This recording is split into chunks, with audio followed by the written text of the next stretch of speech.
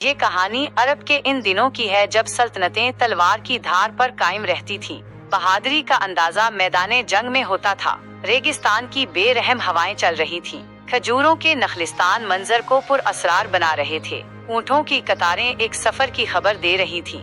घोड़ों की टापों से उठती धूल जंग के तूफान की पेशगोई कर रही थी। सुल्तान हसन बिन तारिक एक बहादुर और निडर हुक्मरान था। उसकी सल्तनत दूर तक फैली हुई थी। एक रात चांदनी में नखलिस्तान पुरसुकून था। कबीला बनी गसान के जालिम सरदार जुहैर बिन मालिक ने अचानक हमला कर दिया। तलवारें चमकने लगीं, नेज़े बरसने लगे, खून की बू रेगिस्तान में फैल गई। सुल्तान हसन के महल को आग लगा दी गई। उसके बेटे और सिपाहियों को कत्ल कर दिया गया। खुद सुल्तान को जंजीरों में जकड़ दिया गया। उसे बनी गसान ले जाया गया। जुहैर बिन मालिक ने सुल्तान हसन को दरबार में बुलाया। जुहैर ने कहा, अब तुम्हारी सल्तनत मेरी है। तुम्हारे सिपाही मेरे गुलाम बन चुके हैं। तुम्हारी तलवार अब मेरे कदमों में पड़ी रहेगी। सुल्तान हसन ने आंख उठाकर भी नहीं देखा। वो जानता था कि बदला लेने का वक्त आएगा।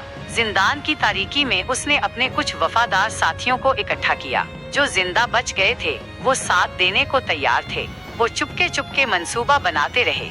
एक रात आंधी तेज हो गई। जुहैर जश्न में मस्त था। सुल्तान हसन अपने साथियों के साथ फरार हो गया। सुल्तान हसन ने बच जाने वाले सिपाहियों को इकट्ठा किया। दूसरे कबीलों से मदद ली। एक बार फिर अपनी फौज तैयार की। घोड़ों की जेन किसी गई, तलवारों की धार तेज की गई, ऊँटों पर रसद लादी गई। जंग का दिन आ पहुंचा। सूरज की रोशनी सुर्ख थी। सुल्तान हसन अपनी फौज के साथ बनी गसान के किले पर जा पहुंचा। जुहैर बिन मालिक ने अपनी फौज के साथ मुकाबला किया, लेकिन सुल्तान हसन के सिपाही बेखौफ थे।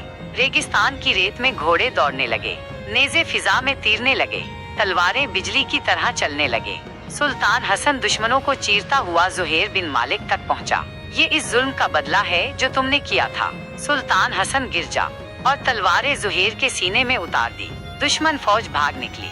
बनी गसान का किला दोबारा सुल्तान हसन के कब्जे में आ गया। फतह के बाद सुल्तान हसन ने शहीदों की कब्रों पर फातिहा पढ़ी, अपने लोगों को इंसाफ दिया, सल्तनत को दोबारा पहले से ज्यादा मजबूत बनाया। कहते हैं कि इस दिन के बाद रेगिस्तान की हवाओं में सिर्फ एक आवाज गूंजती थी, सुल्तान हसन की बहादुरी और इंतकाम की दास्तान, जो कभी मिट्टी में न दब सकी।